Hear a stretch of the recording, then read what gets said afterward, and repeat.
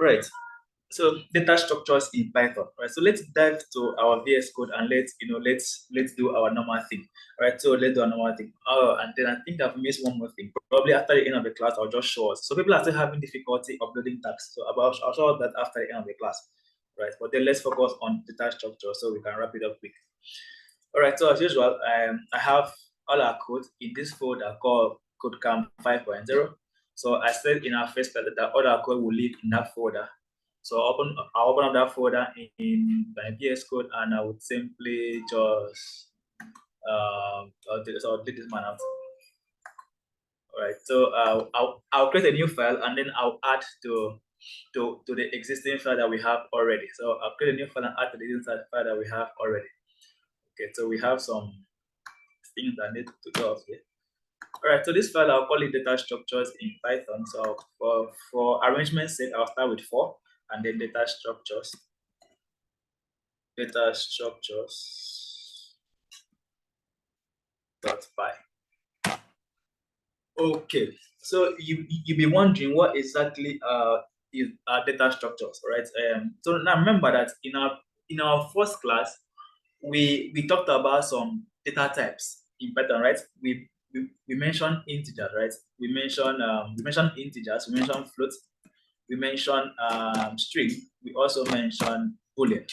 So I think those are the types that we talked about so far, right? But then I also said about that there are other types that are available in Python. Now these types is lists. So we have lists, we have dictionary. Don't want to talk about them one after the other. We have tuple and we have set, right? So now these other types are mostly considered as data structures, right? This type that are specified down here are mostly considered as data structures because this type actually allows us to have more than to group data together, right? So they permit grouping. So that's why they are mostly considered as data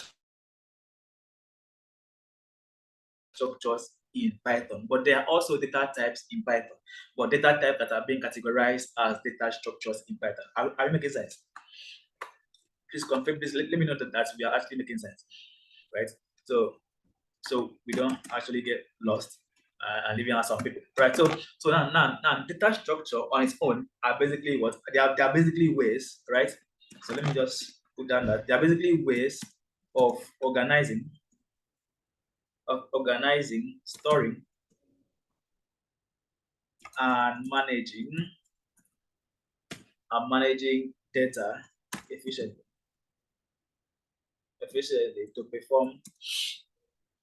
to perform operations effectively.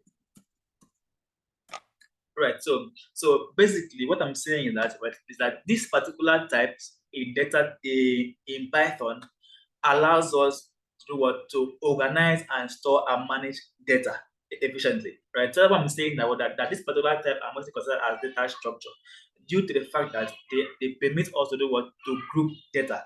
Right. And each of them has their ways of doing what of organizing, storing, and managing these data. I'm not gonna look at them one after the other. Right. So we'll take one of them and then we see how they actually organize, store, and then manage data efficiently. Right. So that's basically what data structure is. Right.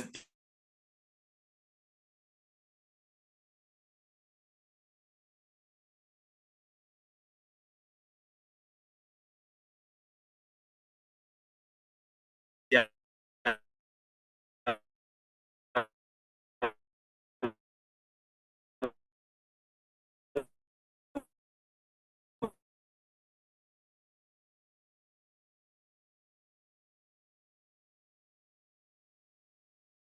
One data assigned to what information assigned to what at this point we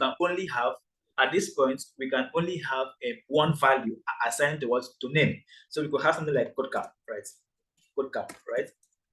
Code cap. And this would have made sense if this was always the case. But then there are other situations where we need to do what collect or where we need to have a collection of names. So in that case, it's difficult for us to simply do what have this collection of names assigned to what to that variable, right? So it's difficult. Or let's say we have something like age being what 100. So if this was the case, it would have been better, right? But then there are also situations where we need to have a collection of ages. So let's say out of 20 of us on this call, we intend to collect all our ages. It's difficult for us to collect all that ages and add and then assign them to what to this variable called age. So that is where the data structure comes in, where this can be allowed, where we can have what a collection of ages and then can be assigned to what to a specific variable. Okay, so having that in mind, let's dive in, right? Let's dive in into these structures and see how each of them work and how each of them manage data. All right, so let's start off with list. Right? Let's start off with list data structure, right? List data structure that can also because there's also what a data type in Python, right? In Python, right? So list. So how does list work? How exactly does list work?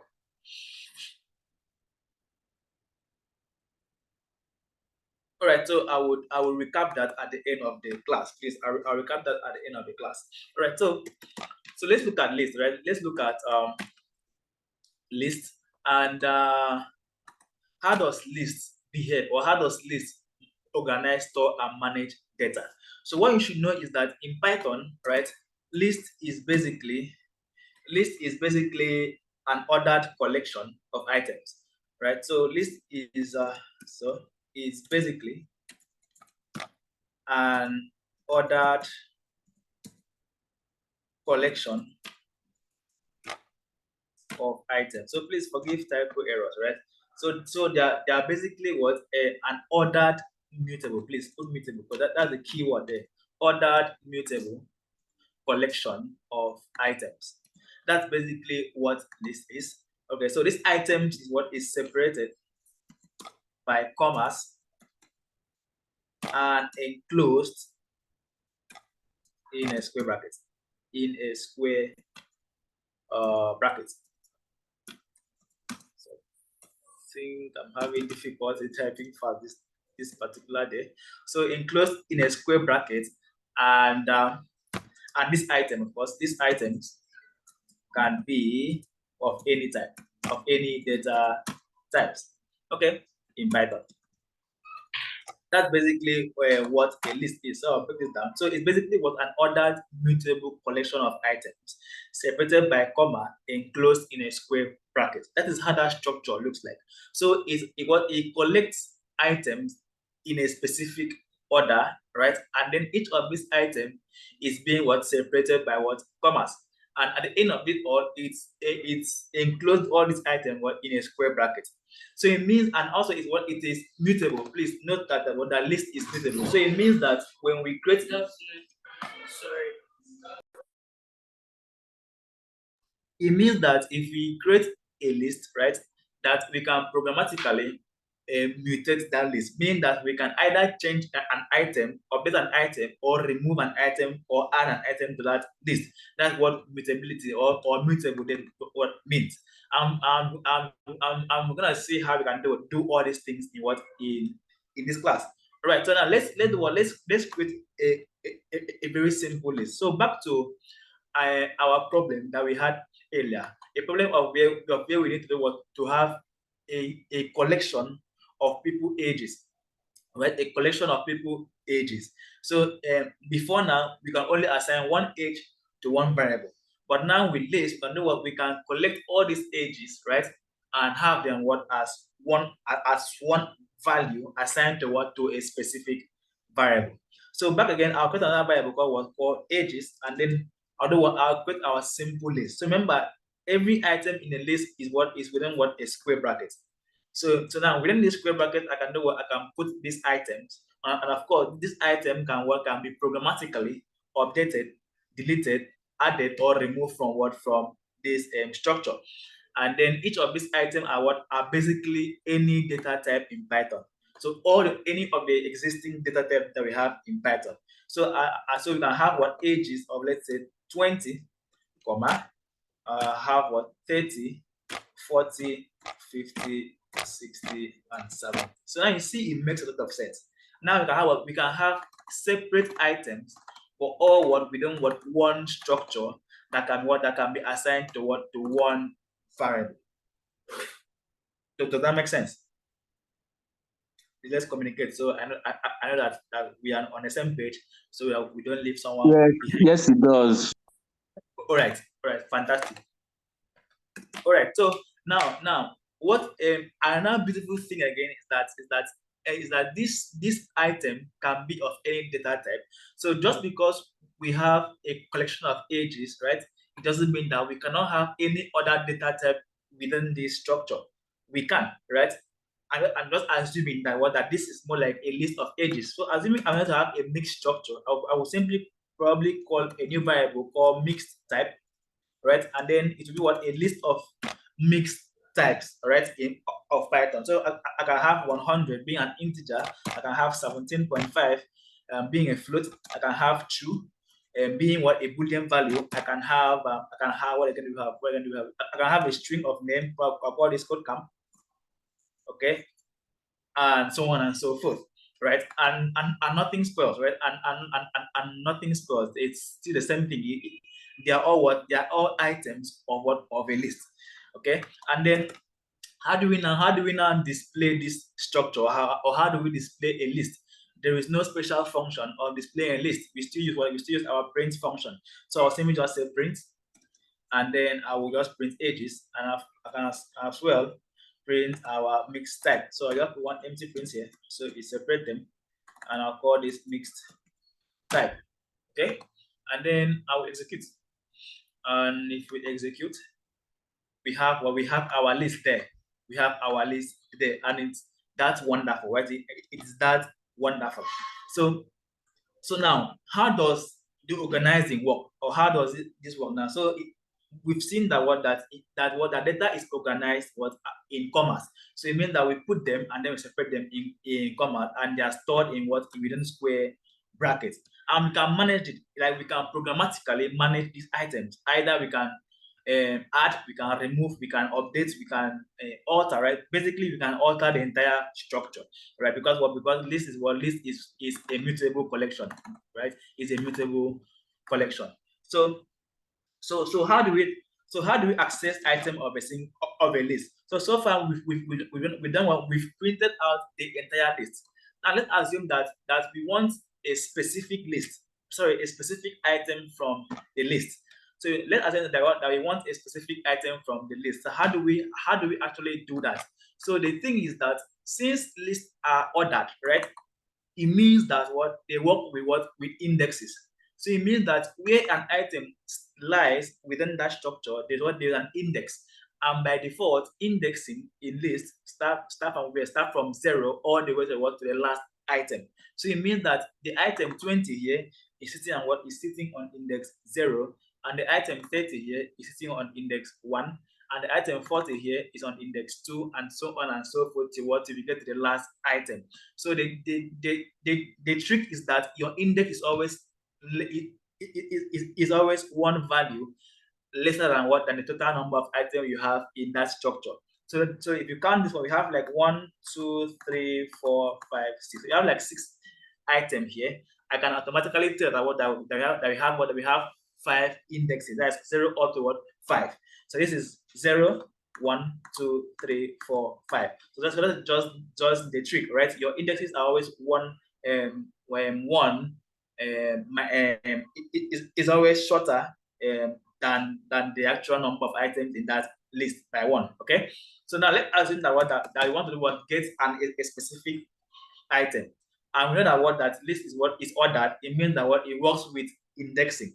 So to get a specific item, you do we simply reference the list name, right? The list name, and we use square brackets, and then we pass the index. So the index of that item is passed within that bracket.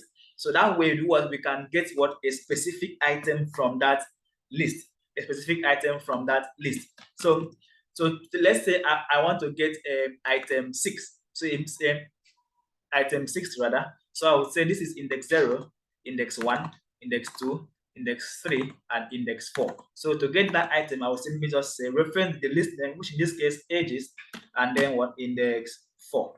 Right, so I can print this out directly, or I can assign this to a variable and print that variable. So anyway works, right? Anyway works. So, but I'll print this.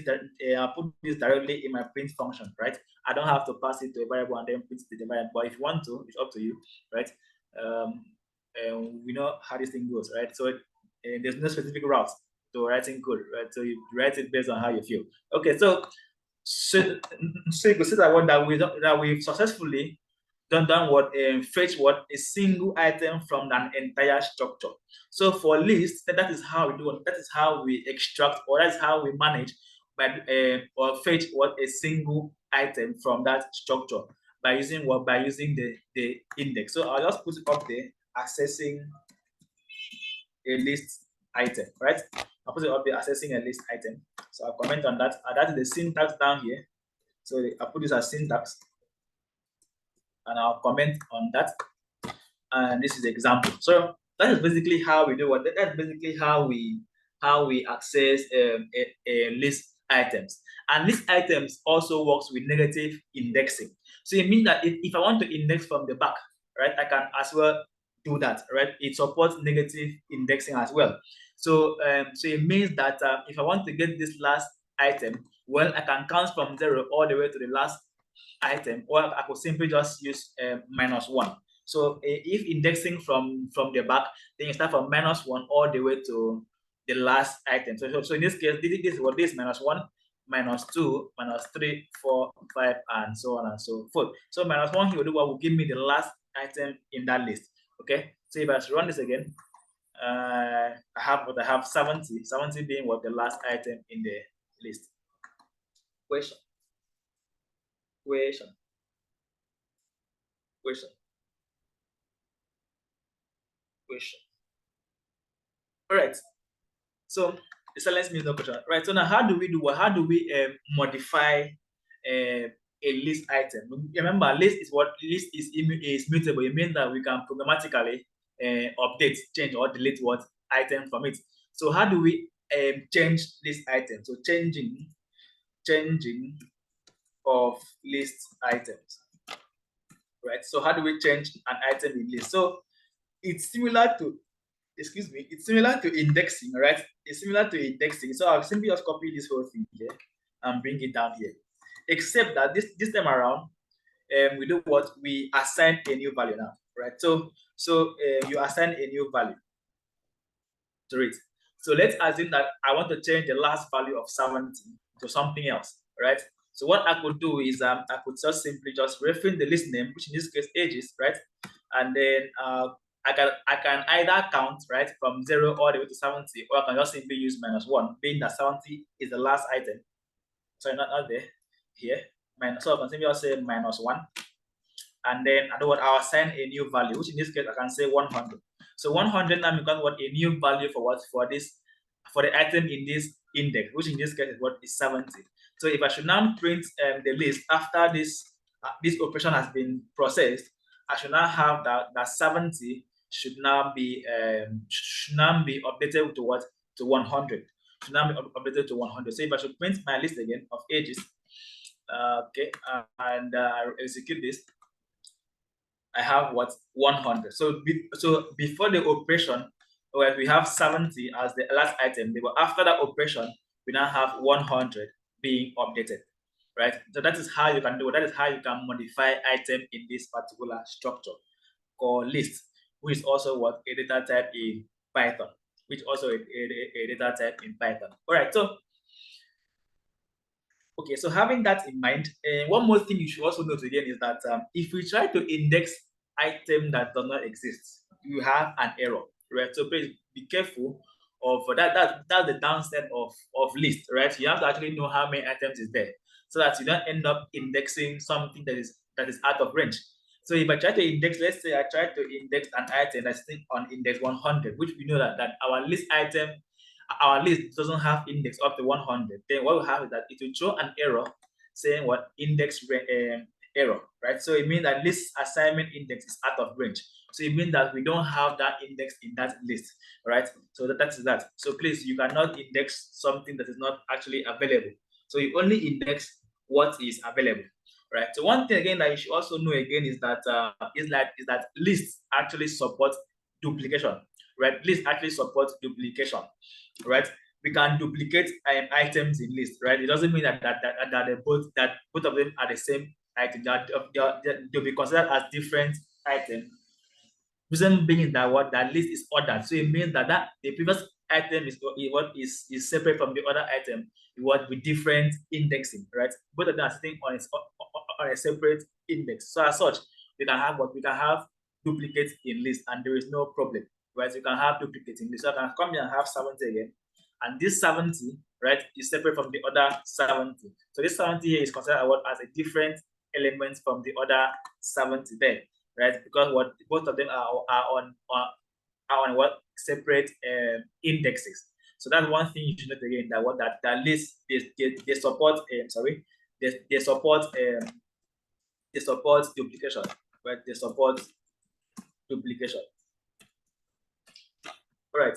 So you can have the same item repeat twice in a list, and there is no problem. Right? Please do not also index something that is out of range. Do not also index something that is out of range. So if you're not actually sure, of how many items is there in that list, if you're not actually sure of how many items is available in that list, you can get the number of items in a list by using a built-in function. So there's a built-in function called len, right? So the function is called len. So I'll just come here and I'll put it len. So basically, this function works for all data structures. So what do I mean? It works for everything that we can consider as data structure in Python. Basically, it works for all this man here, right? So it's not only specific. It's not only specific to lists. It's not only specific. Oh my god. It's not only specific to lists, right?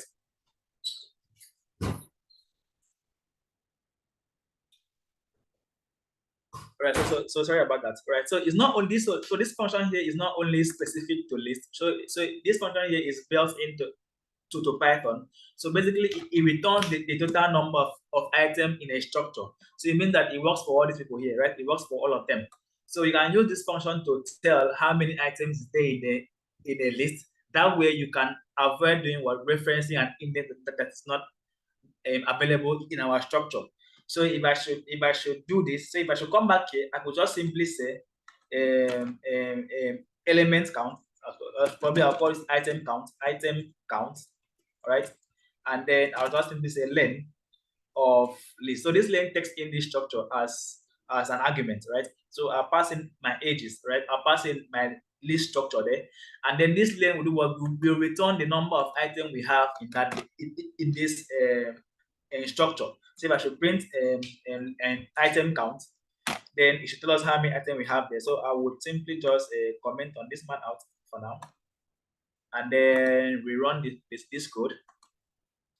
And we have 7. So 7 being the number of items we have in that structure, right? So that way I can know that my index can never go above 7, right? So what I can simply do again is to come back here and do this. So I can simply just say item count minus 1. That way I know what that is the maximum index that I have in that structure. Remember, the number of items is always bigger than what the index available by 1. Okay, so simply what I simply do is subtract 1 by the total number of items we have there, and what happen? I'll have the maximum index for that structure. See if I should run this now. Of course, this should now reference what of course this should change this last 70 to 100. So if I should print back our ages, in the last 70 days should be changed to 100, and that just happened, right? And then we avoided index error, right? We avoided index error. Question before we proceed. Question.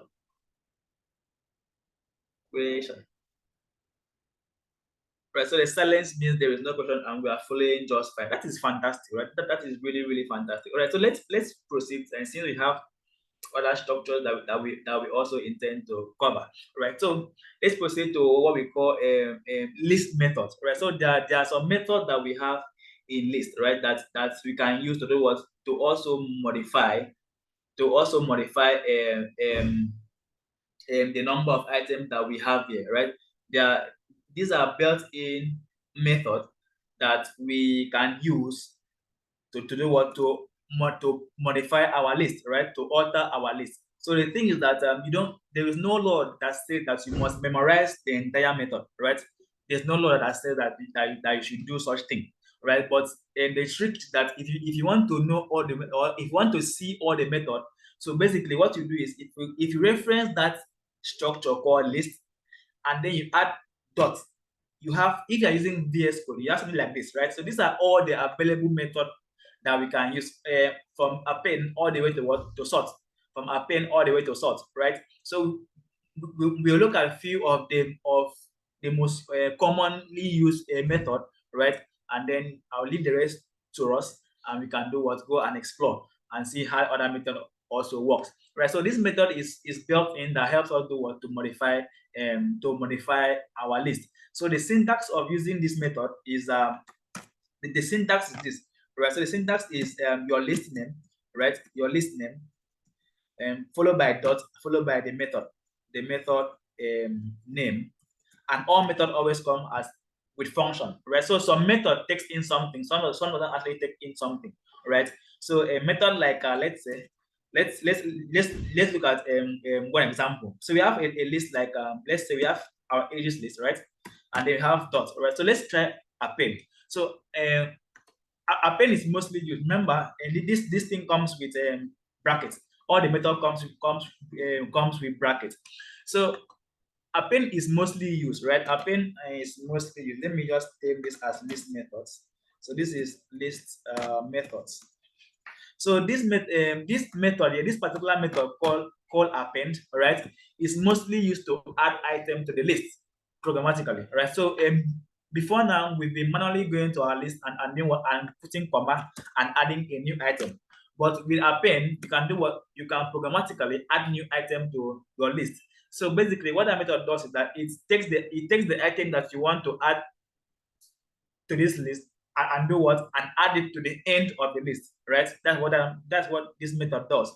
So it takes that item within its own bracket. So if I should say ages dot append 1000, so it means that add 1000 to the end of the list called ages, right? So if I should now print our ages after this function has been called, and then print the list again, right? So we have that 1000 has been added to the end of the list. So that's basically what append does, right? And there are other useful methods also that that Python has, that we can use to do what, to manipulate our list programmatically. So append is one of them, and it's very useful, right? There's always a high tendency that if you use list, you will likely use append, right? It's something that you likely use more often. So it's something that you likely use more.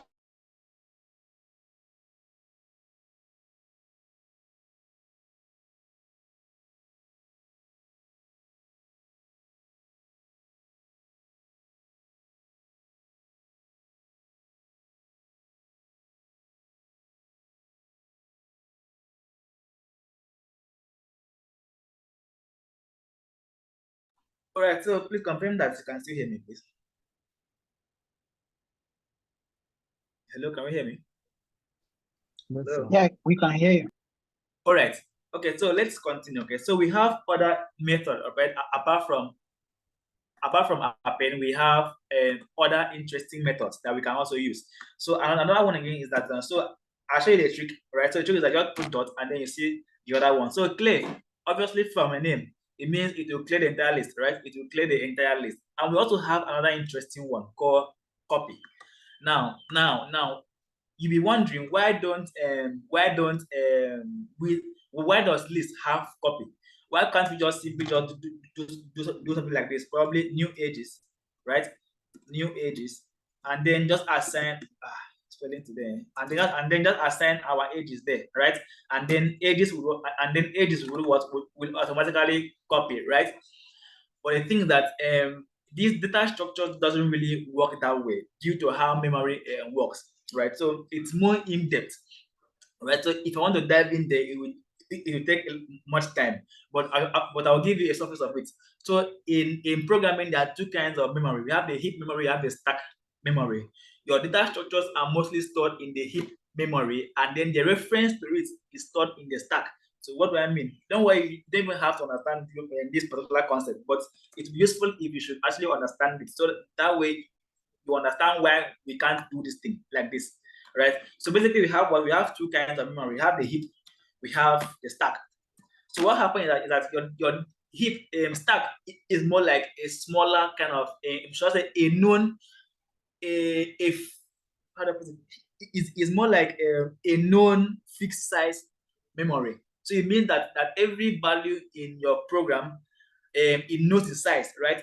So because list is mutable, it means that the size can change. So because it can't know the size, what happened? It moves it to heap. So heap is more like an unorganized one where the sizes are not known. So any structure that can actually be changed, that can be mutable, right, is mostly saved in your heap. So that means it will save this to a list called ages in the heap, in the heap memory, right? But then it will do what? It will save the reference in the stack. So it save the reference of this heap of that structure in the stack, because what, the reference will not change. It's a fixed size, right? But then the actual list itself will change. So it's stored in the heap.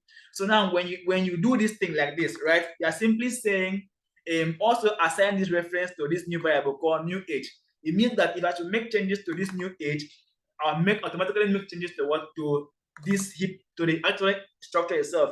Same thing happens if I should make changes to this other age, right? It also does what? It also alters that age there. So basically, let me show you what I mean. So if I should print our age now and also print our new age, okay, you see that both of them have the same structure because we don't want we actually, okay, sorry, let's comment this man out. So let's just real quick, right? Um, right. So if you look at that, we have what this our ages, and this is what our new ages, right? So basically, we assign what ages to new ages. So it means that both of them should have the same value, right? Exactly. So, but then if I should append, let's append. If I should append to new age, right? Dot append to new age, right? Probably I will append hello to new age. But then if I should run this code again, you see that what that the hello will show on both lists. So it shows on both lists. So that is what I'm trying to explain here. That what that your structure that will likely change in size is stored in your heap memory, right? And in the example, what is your age structure here, right? But then the reference to that heap memory is what is stored in the stack. So your programming uses fetches things from the stack because it's easier and it's faster compared compared to heap, right? So what happens is that when we created this list, right, what happened is that the reference is being assigned.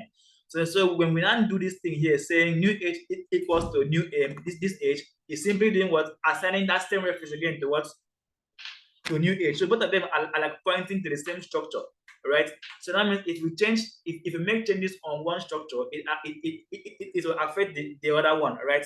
So that is what that is why we have what, this copy function, and because we cannot copy lists like this, right? So this copy function will do what, will explicitly do what, create another heap memory for what, for that new variable, and then also create a new reference for that new variable. So that way you can make changes on one and it doesn't appear on the other one. So basically, what I should have done here is simply h.copy. So this, I'll copy this man and put it here.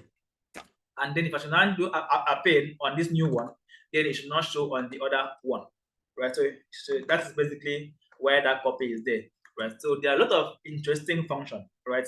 But then you don't really have to know how heap and stack work, right? But then it's advisable. I'll personally recommend that you learn and know how this heap and stack works when your program executes. It can be useful, right? It can be useful so that in a situation where you start seeing your program behaving in ways that it should not behave, you know that what that possibly or that there are structures that is using references and not changing the actual structure itself.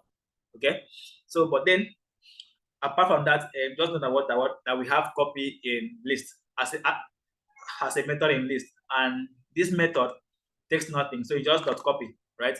So unlike append that takes something, so this one doesn't take anything.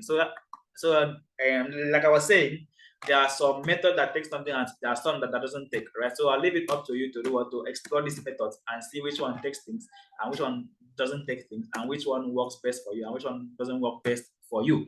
So we have clear, we have copy, we have count. Of course, count does what it counts how many times and a specific item exists in a particular structure, in a list structure in this case, right? So that's what count does. There's extend.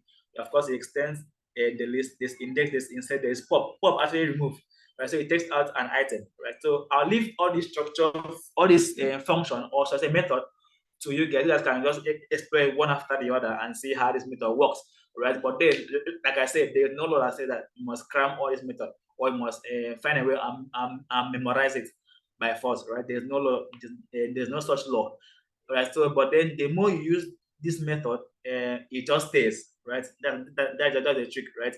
It just stays. So the more you use them, the more you know which method or how which particular method works, all right? So that is that. That is basically what that about this question before we move to other structures. Question. All right. Shoot, Mr. Mr. Chiam. Right? Yeah, thank you, sir. I wanted to ask the difference between using append and plus equals to. Append and plus equals to. All right. So this. Okay. So plus equals to. My God.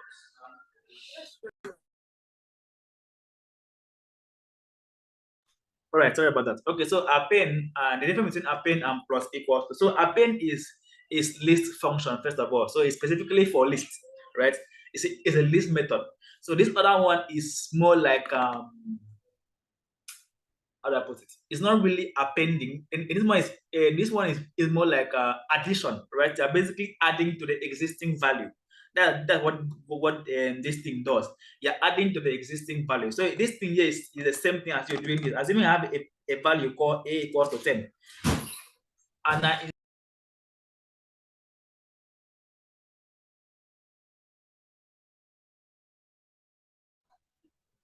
sincere apologies about today's class. It's just like just lot of distraction up and there. Sorry about that. All right, so this man is basically saying add to the existing value, right? So assuming I have a value called a 10, right, and I want to add like another 10 to a, right? So if I should say a, it should be equal to another 10, right?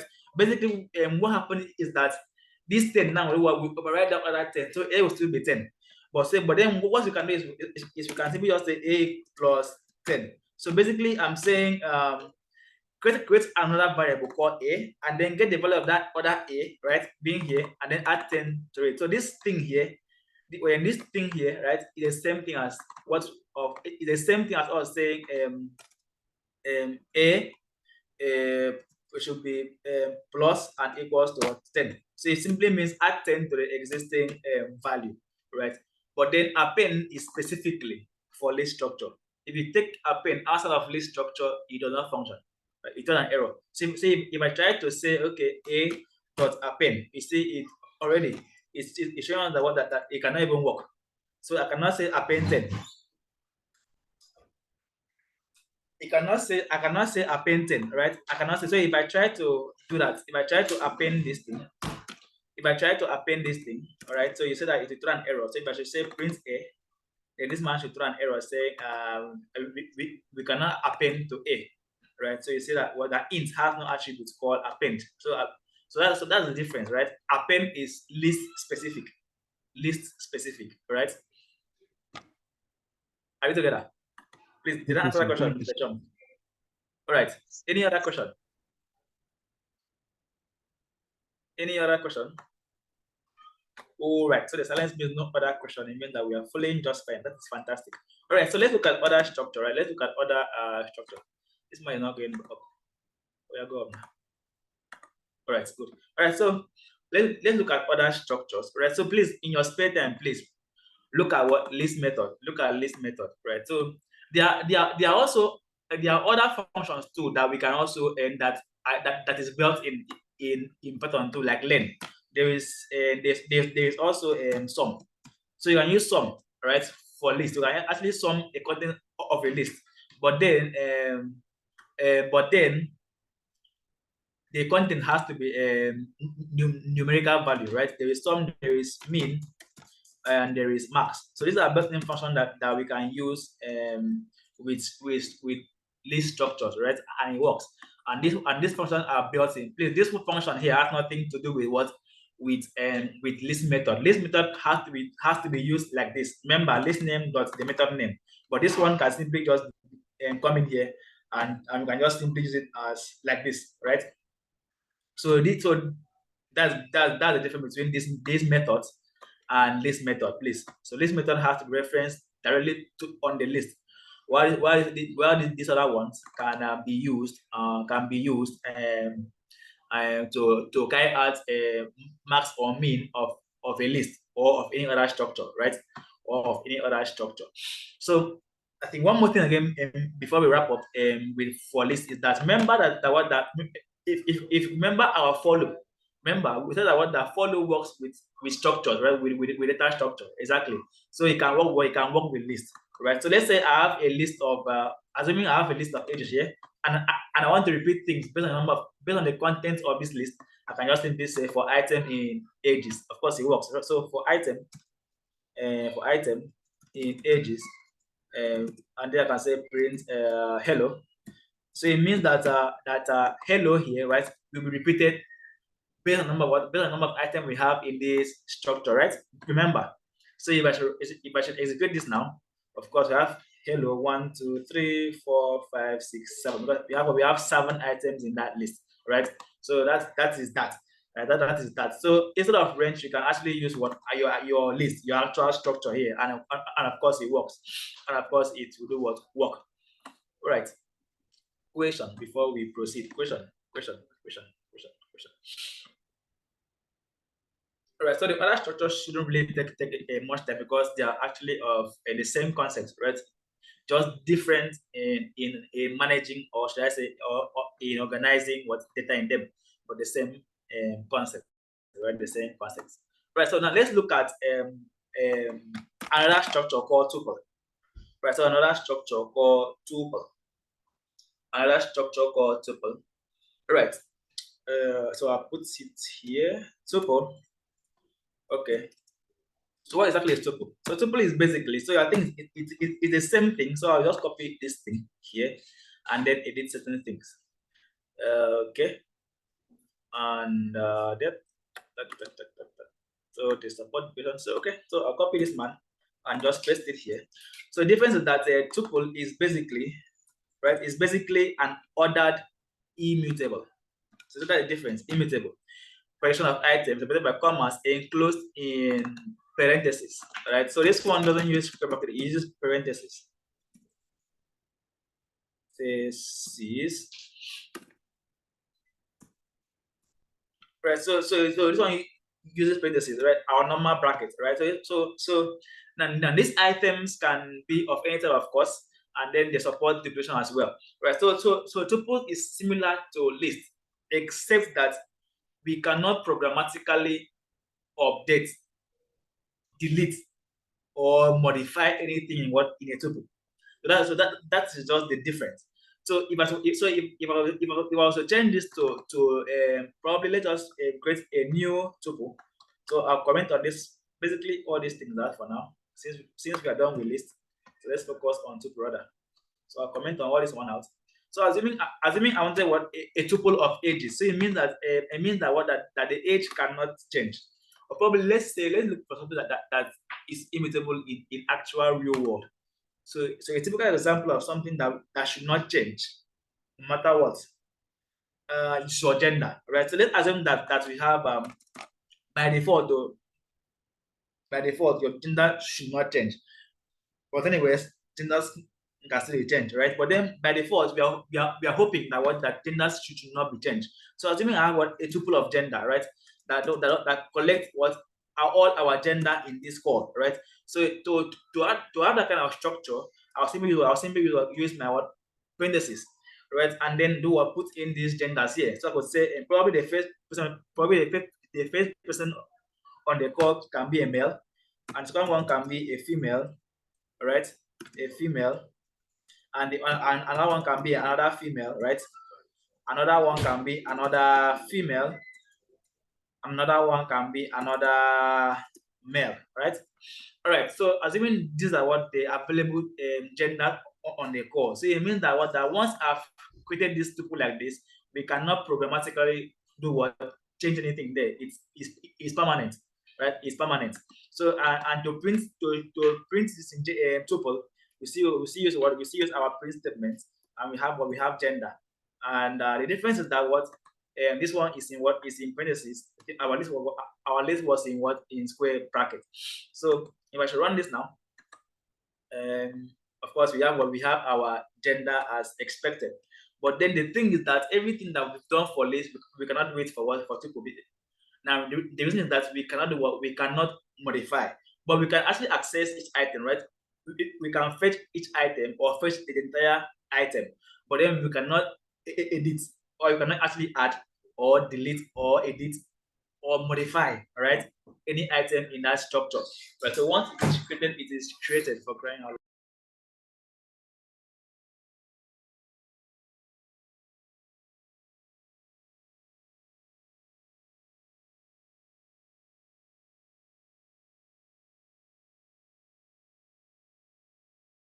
All right. So sorry about that, guys. Sorry about that. Sorry about that. All right. So once it's created, what it cannot be altered.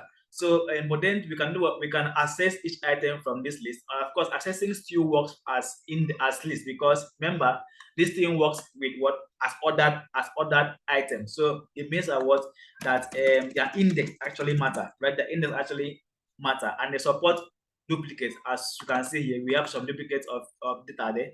And the syntax is what is the tuple name. So I'll change it to tuple name, and then the index itself, right? So if I want to get this man here, right, I would simply just say gender, and then I'll use square brackets, and then the first item, and then that will give me what the first item, or should I say the item in that particular index. So if I should execute this now, we have male being what the item sitting on index 0, which in this case what that man there. But then since it is immutable, it means that we cannot automatically alter these things. So if I should try to do something like this, something like gender, probably I try to change the value of that index, right? Let's say of index 0 to, let's say, to female, right? It says that this will throw an error saying that we cannot do what we that tuple object does not support item assignment. So we cannot update. So we cannot change an item once it is created, right? Once it is created, you can't change it. You can't change the item. So you can't change the item. So it means that basically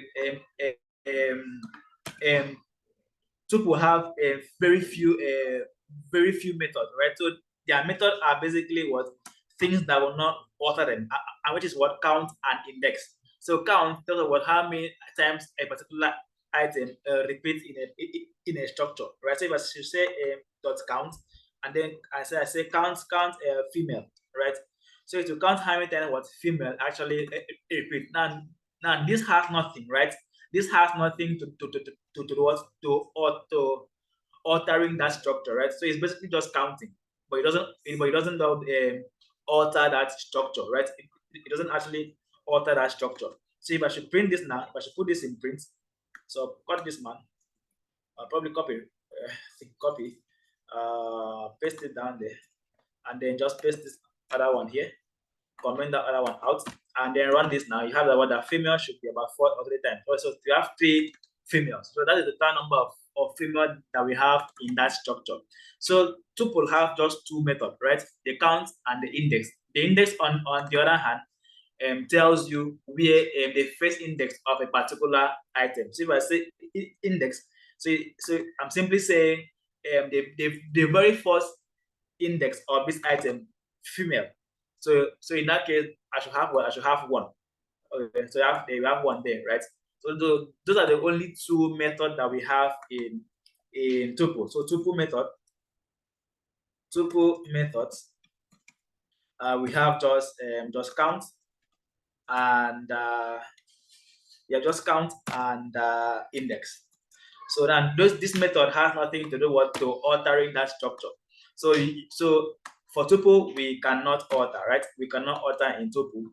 And then every other thing that works, every other theoretical thing that works for list works for tuple, but any other thing that will alter a list doesn't work for tuple. So that's basically the difference, right? That is basically the difference. So that's basically all for tuple. So there's nothing really much. There's nothing really much for much, right? There's nothing really much about tuple, right? So just know that what a tuple is immutable. It's an ordered immutable what structure. Once it is created, we cannot programmatically update it or alter it, right? Right. So Mr. Matthew, your hand is up. Question: is it Mr. or Mrs.? Sorry, Matthew, your hand is up.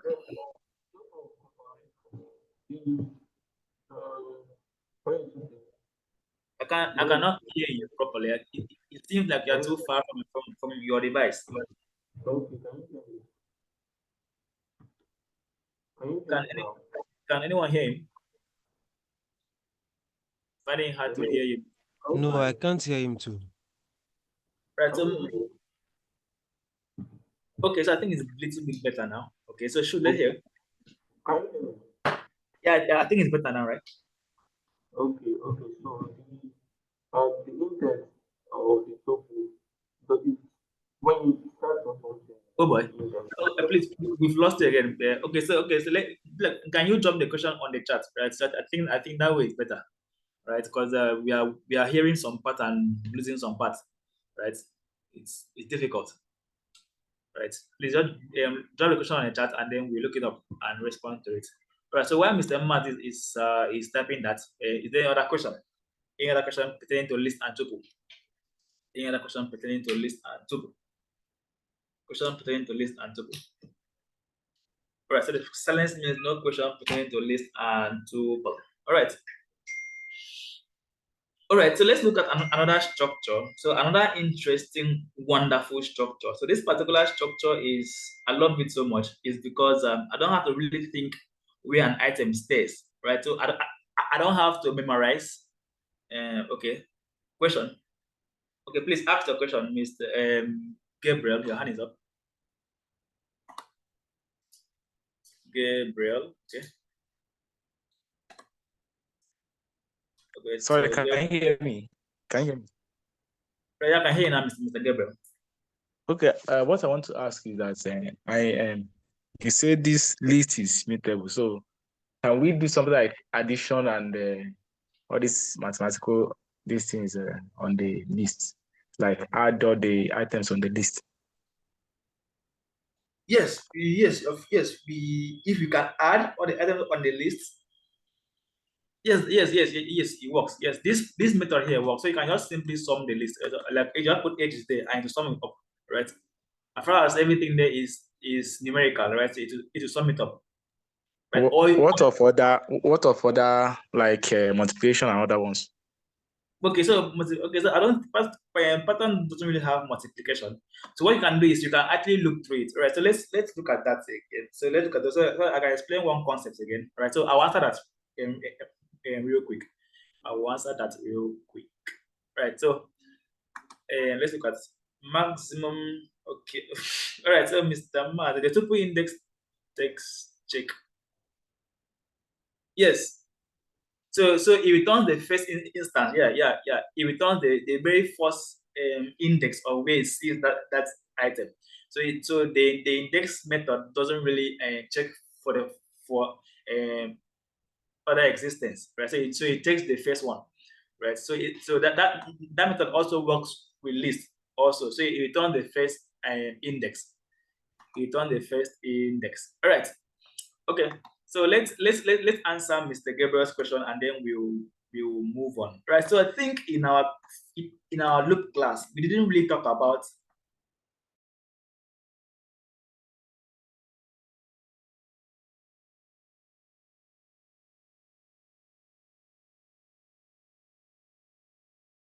I don't know how, but for some reason, you guys will forgive me for that. That's why I didn't even somehow forgot to talk about that. All right, at some point. All right, so we never talked about this loop variable for for loops, right? Remember, for loop works with what we structures. Now there is something that happens behind the scene if you specify what this variable.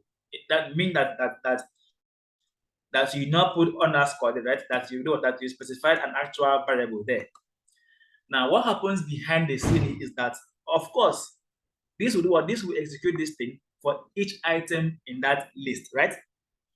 But also, for each time it executes this instruction, it will assign that item itself to this variable. So for each iteration, this variable holds what the current item responsible for what for that particular iteration.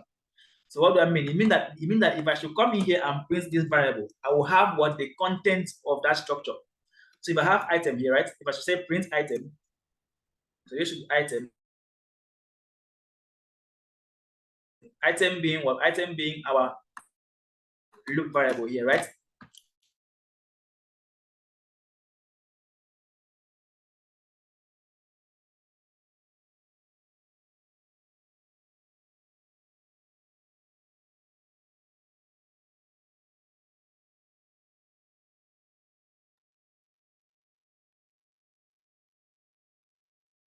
Sorry about that. Can you hear me now? I think my network at some point kicked me out. Don't know why. Shouldn't have done that. All right, so please forgive our network provider. Then save our human being. They've tried. All right, so let's continue. Please confirm that you can see my screen, please, and you can hear me. Confirm you can see my screen and you can hear me, please.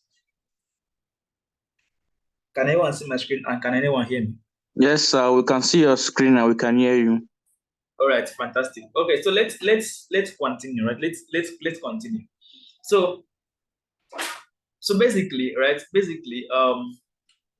Basically, so for for loops, right? So remember I said that for loop can have an optional variable, right?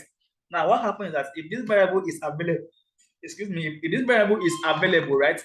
I can what happens behind the scenes is that Python will automatically, for each iteration, it will assign the content of that structure to that variable for each time it iterates. So it means that for each time it executes this hello, that this item has what the value as. Let me bring down this list. It's too far from us. So I'll cut this man and bring it down. All right. So it means that for each time it iterates, all right, that 20 will be assigned to this variable, and then the next item being what 30 will also be assigned to this variable, and the next iteration being 40 will also be assigned to that variable, and keep doing that till it gets to the end of that list, right? So if I should run this now, you see that before we get to execute hello, that each content of this list will be displayed. So if I should run this now, so before if I should run this now, so you see that we have 20 now. If you look at the content of this list, is exactly what we are having there, right? So this is where it stops, where 70 was the last item, and this is the last iteration, right? So that's basically what happens behind the scene, and we can use this magic, right, to do some wonderful works, like multiplying every item in the list, right? Like what Mr. Gabriel asked. So to do that, we can play around and do some wonderful things, right? We can do some wonderful things, right? So what I can do is that since each item here is being assigned to this man for each iteration, so it means that I can simply get that item within that list, right? So what I would simply do is I would simply just come here and say the final multiplication, right? Final multiplication, right? Multiplication is equal to 0. No, not zero. Yeah, zero. Yeah. So basically, I want to multiply, right, and then do what? And then do what? Add down here, right? So what I can do is this, right? So I could simply say, now the thing is that if I should say zero here, because I want to multiply and add that result to this final value, right? But remember, anything times zero is zero, right? So I'll simply change this man to one, right? So that it doesn't spoil our code, right? So at this point, I can now simply say let final value, right? Final multiplication rather should be equals to final multiplication times times item, right? So it means that I want to carry one, right? And then do 1 times 20, right? Remember, for each for the first iteration now, right? 1 times 20, and then carry that sum now, right? That carry that result now and update what? Final multiplication, right? And then the next iteration being what? Being 30. So I carry 30 now and do times the final the 20 that we had before. That is 30 times 20, and then do what? Add it again, and then keep doing that to what till I get to the final item on this list, right? At that point, I'll have what? I will have the total. I will have the total. I'll have the total multiplication of what we have of the item that we have in that list, right? So with this line of code, I have solved that problem. So at the end of this code, now I can just simply come out of my loop and do what and print the final multiplication, right? So since Python doesn't really have a built-in multiplication function, right? But then we have no, we don't. I don't think we have. I'm not sure, but I'm sure that as of now, right, and that there's no available built-in that came alongside with Python multiplication, except you want to import it from math module, but we haven't gotten to that model yet, right? So we can't use that. So based on what we've learned so far, this is the best that we can do.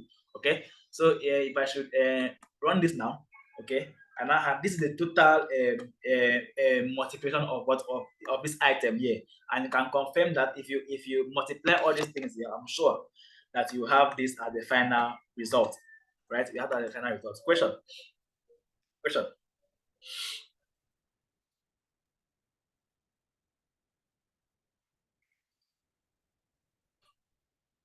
Right, question. All right, so for that comment on the group, right? For that comment, sorry, on the chat, all right. So the thing is that that I can't do correction. If I do correction now, it means that I have to stop accepting new submission, right? And there are a lot of us that haven't submitted yet, right? There's some fraction of us, not really a lot of us, but there's a fraction of us that haven't yet submitted. So if I should do that correction, it means that they would even just do what I actually did and just submit it, right? So that would be being biased. So that means I've given those answers to those that are not submitted, and while you guys had to go and crack your brain and do the task. So until I'm sure that I can no longer accept submission for this particular task, then I can come back and then do the correction, right? But what I'm promising is that one day we'll definitely do those correction, right? We'll definitely do those correction because they are humans, right? That's why there was something up to now, right? So Mr. Gabriel, your hand is up again. Sorry, I didn't really get the multiplication aspect. So I guess here now we are multiplying 1 to those numbers. We can still change it. That's ages times final mod. That's we do it item that you change the place you wrote that multiplication. That's final mod equals to item times final mod. So I didn't really get that question, but you asked if we can change what exactly, sorry. You can change that multiplication equation that you wrote there. That's final mod is equals to item. Item will come first.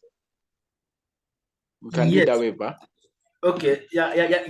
It's the same thing, right? It's the same thing, right? It's the same thing. Yeah, it works the same way, right? It works the same way.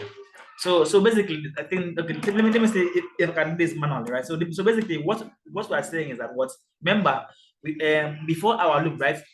That we have a variable called final mod that has a value called what's called 1, right? This final mod has a value of 1, right?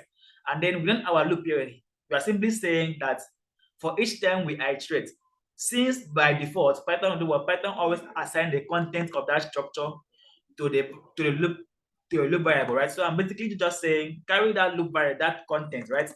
Multiply it by the final mod, and let it be like the new value of the final mod value, mod variable. So basically, for the first item, carry it now and multiply it. So this will be like 20 times the value of the final mod, which in this case is 1. That is for the first iteration, right? So this will give us 20. So you're now saying what after you've done this, let this 20 now be what a new value of final mod. That's for the first iteration. So, yeah. Yes. All right, so that's for the final. That's for the first iteration, right? So in that case, after the first iteration here, what our final mod here is 20. Now I'm going to the second iteration, which by default, of course, the element that would be assigned again to the loop variable. So at this point, at the second iteration, this loop variable is now holding 20. So the same thing again. So now saying carry that item, which in this case 30, right? 30, and then multiply it by the current value of the final mod, which is 20, and then let it be the new value of the final mod, and so on and so forth till you get to the last value. That's basically what we are actually doing here, right? And then at the end of it all, we simply do what? You simply just print out the final result, the final result. So you can do this, or you can just simply just say final mod, right? You can simply just say final mod equals time equals item, and that will still work, right? That is the same thing as us doing that, right? It's the same thing as us doing what we just did up there. You understand? Yeah, yes. Thank you. All right.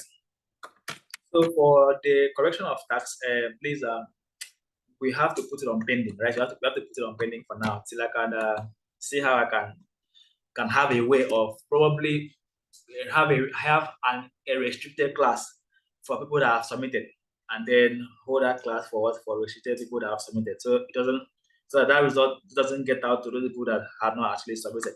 Except you guys will explicitly go and find them and be like, oh, come and collect the result, I'm gonna submit. Except that, apart from that, I think that is just the way forward, or how we could actually manage that, because it will not be nice that you guys took the effort of solving this task, and then someone else just come in and get a solution and submit. It doesn't really sit nice with me. It doesn't really sit nice with me. Right. So that is basically that for tuple and list. Any other question before we proceed to the next structure? So any other question before we before we move to the next structure? All right, so the silence means no other question. Fantastic. All right, so I'll comment again on tuple, and then we move to another structure. So this particular structure, I love this particular structure so much, given the fact that I can reference something without necessarily going through unnecessary stress. Right, so that's just the benefit of this man. I can reference something without necessarily going through unnecessary stress. So like what I mean by unnecessary stress, I basically mean without thinking of of where a particular item is in what is sitting. So that's the beauty of this particular one. So you can actually reference the structure. Can actually get an item without necessarily thinking of which index. Because for list and tuple, assuming you want to get this particular item, let's say, let me bring out this man again. Right? So let's assume that you want to get this particular female, right?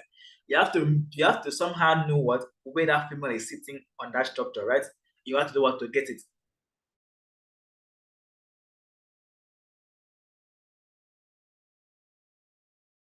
that what I'll get something else. Say probably if I should change that female to male, I do what, I'll get something else. But then with this other structure, you don't need to do what, you don't need to memorize all those things, right? And this structure is called dictionary, right? Dictionary. So dictionary, right? So that's the beauty of this particular structure. So I'll just copy again, and then I will just edit for dictionary, right? So we don't have to type too much. So for dictionary, basically, dictionary.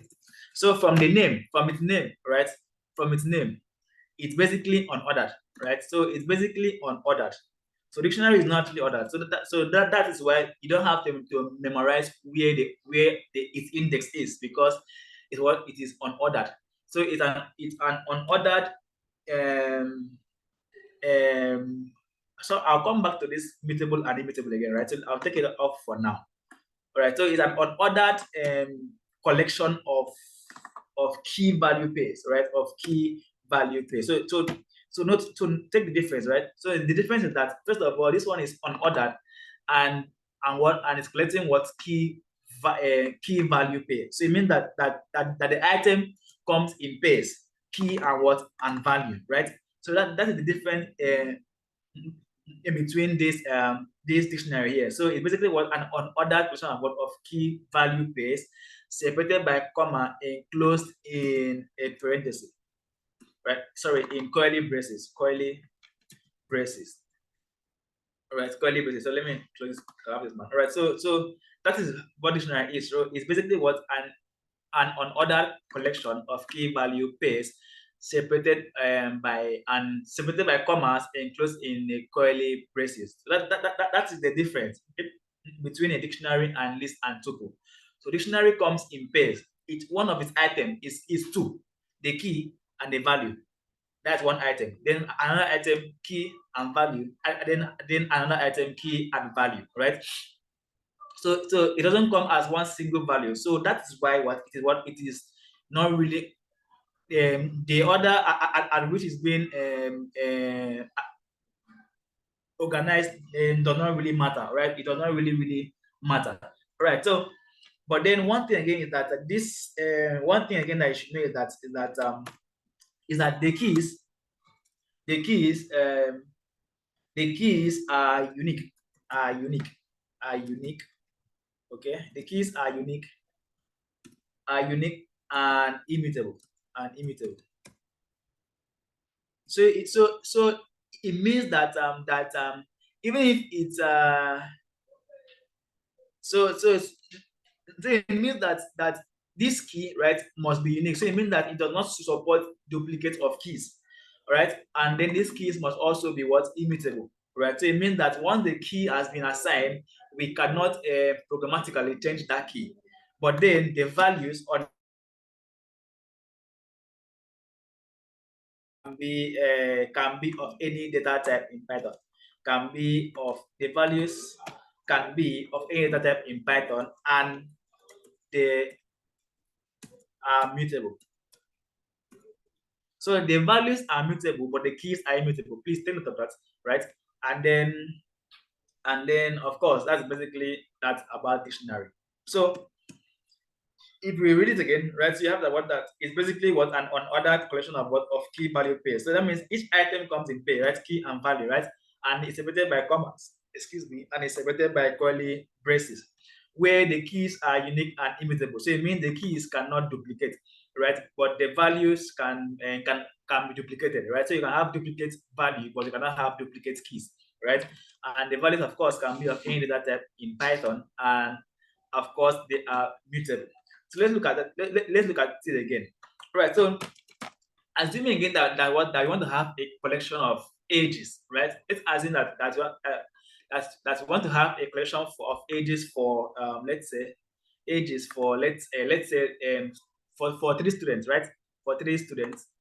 So basically I don't have to remember where the age of the first student is, or where the age of the second student is, or where the age of the third student is, right? Or how it's being arranged. That's how dictionary works, right? So basically, what I have to do is to give a key. A key is more like a way of referencing that value. right? A unique key. So I can say, okay, for key one, and for H1, right? I'll call it by what students one, and for H2, I'll call it by what by student two, and for H3, I'll call it student three, right? That way, I don't have to think too much. Instead of whenever I need the age of a single student, I simply call students two, and wherever it sits, no matter the index in that structure, I do what it will simply get that value for me. That is how dictionary works. So we will create what another ages, right? Another ages of students, and then since this is a dictionary, it means that each item is what is within what a square bracket. So now a single item comes in pay, right? The key and the value. So my key here, I'll call this key person one. Now your key are mostly strings, right? So let me put that down. Yeah, so your keys, they are mostly strings, right? So they are commonly, right? So I'll put here, they are commonly strings, right? They are commonly strings, or it could be numbers, right? They're commonly strings or numbers. It could even be tuple, right? It could even be tuple. But whatever you are using as your key should not be something that can be mutable, right?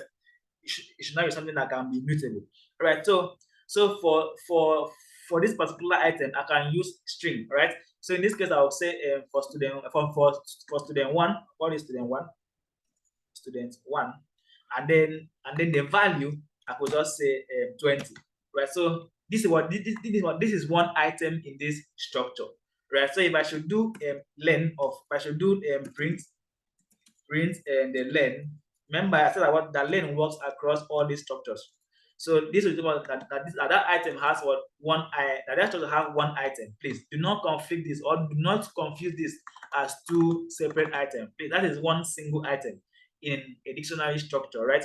The items are in pairs, right? The key and the value. The key has to be unique. The value has to be, the value can be duplicated, right? The values can be of the same, but the keys have to be a unique key, right? And they are mutable, right? These values are mutable, right? The values itself are mutable. Please, not the keys. The values itself are mutable, right? So let's add another item, and I'll call it one student. Call this man student two, and I'll call this 40, and next one will be student three, and I'll call this 60, right? So we have 20, 40, 60 as the value. So and then student 1, 2, 3 as what the keys, more like what the reference to those values. So now within my code, I know that whenever I need the age of a second student, I don't even need to care where it is. Even if I want to cut it from here, right, and carry it all the way to this side, it doesn't matter, right? How they are actually arranged doesn't really matter, right? It doesn't matter. Right? Student two will remain student two. As far as this key is unique, right? As far as that key is unique, wherever it stays doesn't really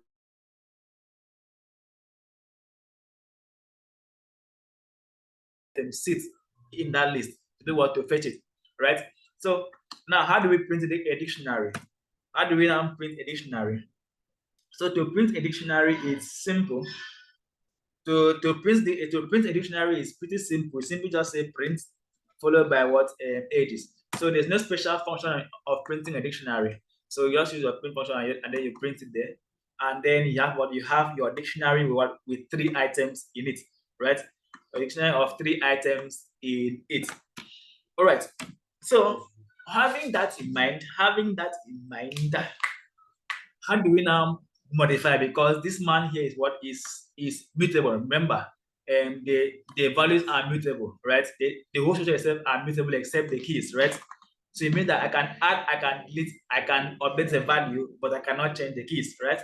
But every other thing can be done. So how do we now start modifying these kind of structures, given that the values of this structure comes in pairs? So it's pretty simple. It's pretty simple. So let's start with what we're accessing of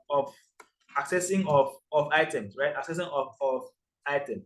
So it's similar to what we've been doing so far, except that this time around we don't use indexes. So I'll copy this man and come here, right? So it's similar. So except that this time around we don't use this man, right? This time around we use dictionary name. So I'll put dictionary name followed by the key. So it's now we use the key being what this key is here. So simply know the key and then you are good. You are good to go, right? So if I intended to get the age of the second student, I can simply just say print, and then my dictionary, which in this case what is ages, and then in square brackets I'll put students 2, right? And then that will do what? That will simply fetch that value for me. You see, so now you can say that what with this method, I don't have to remember where student 2 is or where 40 is, right? Well, but then just know what the key is, and we are going to go. So if I should run this again, I have 40 being the value of that key, right? Being the value of that key. Question before we proceed. Question. 40 being the value of that key. Question. All right. The silence means there is no question. Silence means there is no question. Fantastic. Fantastic. All right. So let's look at other means of modification, right? Other means of modifications. Other means of modification. So how do we give a new? Remember, the values can change, but then the keys cannot change, right? So how do we do? How do we change? How do we change value, right? So I'll call this changing of value, changing dictionary value. So how do we change dictionary value? It's also similar to what we've been doing so far. So I'll copy again and I'll bring it down here. And then to change a dictionary value, you simply do what? You simply reference the dictionary name alongside with the key, and then do what? Assign a new value. So your new value comes in there, right? Your new value comes in there. So your new value comes in there, right? So if I should go back again, and then probably I want to change the value of index of student 2. I can just simply say ages of student 2. Ages, sorry, it should be ages in smaller cases. Ages of student 2 should be equals to should be equals to, let's say, probably 100, right? At this point, if I try to print out my ages again, I should now, sorry, typo error everywhere. If I try to print out my ages again, I should now have what? I should now have a dictionary that have what? That have student 2 and then the updated value for student 2, right? So remember, the values can change, right? So that's how we do it. That's how we change the value. That is how we do what we change values in dictionary. So another thing is how do we not add value, right? How do we add value? So adding of value is similar, is the same thing as changing of value, except that it works like this. So to add value, so adding value, the syntax is the same, right? So the thing is that, remember, I said that the key cannot duplicate. So if you try to add a value that the key already exists, what happened? It updates that value. But then if you try to add a value that the key does not exist, it simply adds it as a new item to that dictionary, right? So if I should do this again, copy this man, and then probably just come here and change this to student 4, right? So because student 4 is a key that does not exist in our dictionary, it adds it as what as an element to that dictionary. So if I should now run this now, I have what I have not that. Okay, so if I should go ahead and just print sorry, caps lock everywhere. If I should go ahead and print my dictionary after this has happened, then you see that student 4 will be added as a new item to that structure. So if I should run this now, we have student 4 added with what we value 100, and student 2 with 100, student 3, and so on and so forth. So the same syntax works for updating of value, the same syntax works for adding of new value. Question?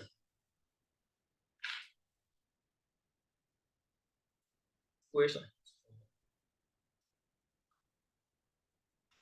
Question?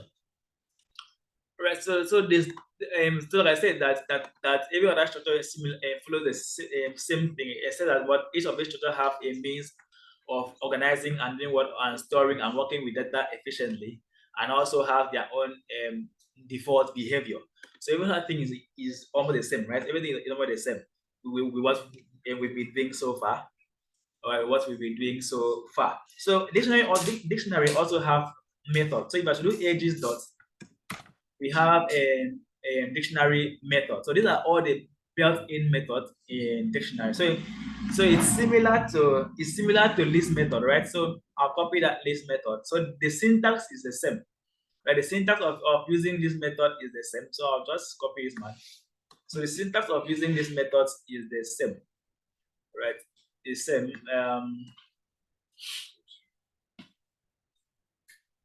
So I would post this man here, and I'll change this to what, to list to dictionary method,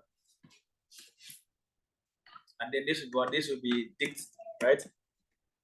And then we have, so let's try one method, right? Okay. All right. Look, so let's try out one specific method, right? Let's try out one particular method, and then as usual, I'll leave the rest of the method for us to do what, to play around with it once we have our time. When just in your spare time, you can come back and test out how all this method behaves. All right. So so I'll try edges and then dots, right? So dots here will show you all the available method. That's I don't know for other text editor though, but for VS Code this actually helps, right? So it shows you the available methods. So from clear all the way to values. So if there is get, this get method, right? So if I have by passing students 2 again, so this is another way of doing what, this is another way of getting value of accessing value in your dictionary, right? So this get method is another way of, so I'll bring it up there, I'll cut it and take it to where we have get to where we have getting. All right, so it's similar to this method, right? Except that this other way is safer. Doing this is much safer than doing this, right? And I'll tell you why. All right, so the difference is that this other method, right, would throw an error if we try to get a key that is not there. So if I try and say fetch a value with the key student 10, and then I try to run this, and this will throw an error saying that the key student 10 does not actually exist, right? So we have key error. The key error there is that student 10 is not a verified, or should I say is not a key that exists in that structure. That is why we're having that particular error. But if we try getting that same key with this other method, right? If we try saying print ages.get, all right, and then I put 10, right? This one will not throw an error, but instead it will tell you none. That if you try to get a value with that key and that key does not actually exist, it gives you an appropriate type, a non-type, right? To let you know that particular key does not actually exist, rather than what stopping the entire program, because this other way halted that entire program execution. But the other one will proceed and execute the rest of your code. We're telling you that we don't have this particular key. So that's what I'm saying, that get method is more safer compared to the other one there. All right. So if I run that now, you see that what we have none. Right? None there means that we try to get a value with the key student 10 and we do not have that particular key. So what happened? It shows you none, but then it still went ahead to do what, to execute the rest of your code. But see what happened to that man, right? It stops that program execution. So we never got to a point where we printed what our dictionary out. But with this other method, we executed all the way to that point, and that's why we are having what, our dictionary here all printed out, right? So that is one of the interesting methods that dictionary have, which you can also use, of course. We have another one. If you have dot, so we have item. So this one basically just return all the items, right? Basically all the values, right? Basically all the values. So remember, every method comes with that man, right? Comes with that man. And then we have another one. If you have keys, so this one here just return all the available keys that we have in that structure. I think we also have values. Same thing, it returns all the values in that particular structure. So values are like your actual values in that is the 20, the 60, the 40. So that's what, excuse me, that's what you get. Where keys will give you student 1, student 2, and the rest of all those keys, right? So that is basically that about dictionary. That is basically that about dictionary. All right. So another one again is this one this one here just give you, if you do dot item, this one here just give you a list of the items in key and base, right? So if I should print this man, it return this man as a list of key and values, right?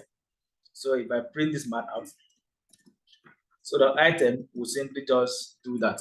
So is you guys can just in your spare time, of course, practice them out. So you can say, so it gives you a list, okay? But then of what of tuples. Remember this other inner structure of what is tuple, right? But now we talk about nesting of these structures.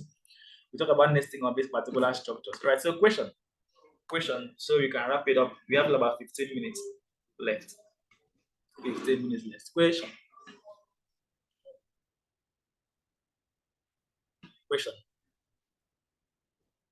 Press Triumph. Your hand is up. Triumph. Fantastic. Yeah. So Press I wanted to ask if it's possible to nest method. to nest method. Like to combine different methods in one particular line. Yes. Yes. But then the thing is that what you should know is that this method actually will return actually they return a single value, right? So I'm trying. So okay, let's assume. Let's look at this list, right? Let's assume that I have a list like this. Let's assume I have a list like this of ages, right? Let me take back that. Let's bring back this. Okay, let's assume that we have a tuple of gender, right? And then I try to, and then I do something like, let's say gender dot count, right? That counts female, right? Sorry, that will count female, right? And then if I try to say dots, let's say, but we have count, we have index, right? So that this will throw an error. Now, the reason that why this will throw an error is because what is happening here? Remember, dot count will count how many times. Basically behind the scene, what we are actually doing behind the scene is that we are simply just saying, so assuming that female, if we count how many times this female actually exists, that's like 3 times. So basically we are saying 3 dot count, right? So because these are tuple method, so that is what is happening here, right? So I will not advise that you nest method because most of the method actually does not send back they don't give back a structure that you can use that other method on, right? Remember, all these methods are what are structure methods, right? And each of these methods they return a fixed value that's not what a structure, right? So when we try to nest this method, we are basically just nesting on that return value. So that will throw an error, right? So don't nest. I believe I've answered that question. I'm coming. Yes, sir. Thank you very much. All right. Any other question? Any other question?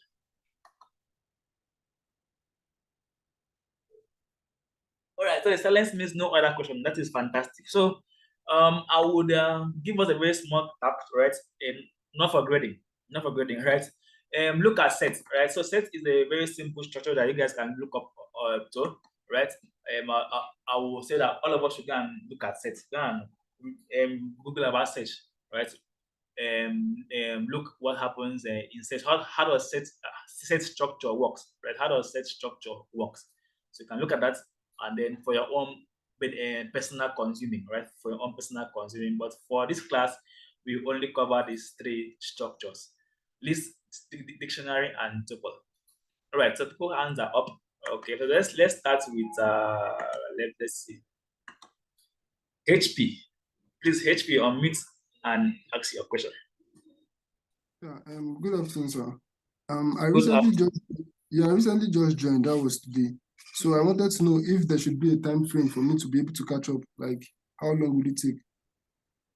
Well, it doesn't take time to catch up because Python is a beginner-friendly language. Trust me, if you sit 4 hours, if you watch the entire video that we've done so far, you are good to go. Trust me, Yeah. you are you'll be good to go. But so Python is very simple and straightforward, right? So if this was, let's say, if this was Rust, I would have told you you need special grace. But this is Python, right? So Python is very simple, right? So I root for you. So you just use like few hours, watch those videos, and trust me, you'll be good to Yeah. go. Yeah. Okay. I'm on it. I'm doing that, sir. All right. All right. Fantastic. Okay. Is it Mr. or Mrs. Samuel? Yeah. Okay. Your hands up. Samuel, your hand is up. Samuel, your hand is up. Okay, sir. Can you hear me? Good afternoon, sir. Good afternoon, sir. Okay, the question I want to ask is not about this topic really. It's about Okay. the loop, the for loop and Okay. while loop. So during Okay, the no problem. task, I just realized that most of my errors came from indentation. Yes. I know you said that you didn't really what is, I don't know, maybe it's just a normal thing, but I would have loved, like on a personal note, just throw one or two secrets on indentation, so that, Okay. because All right. it seems to be a very big problem for me. No problem. All right. So let me just end this particular record. Saying this record is specifically for data structure, and then I'll answer that question for you in few minutes. All right. So any other question pertaining to the data structure? Any other question pertaining to the data structure? Any question? All right. So the silence means no question, right? So with that, we've come to the end of this. Okay, HP hands up. HP, please shoot your question. All right. One more question. I wanted to know if I could get this actually video on YouTube as well. Yes, it will be uploaded on YouTube. Yes, it will be available. All right. Thank you. All right. Any other question? Any other question? All right. So in the absence of any other question, we've come to an end of this class, and I'll see you guys on Thursday. Right. So let me do this quickly and then end this call.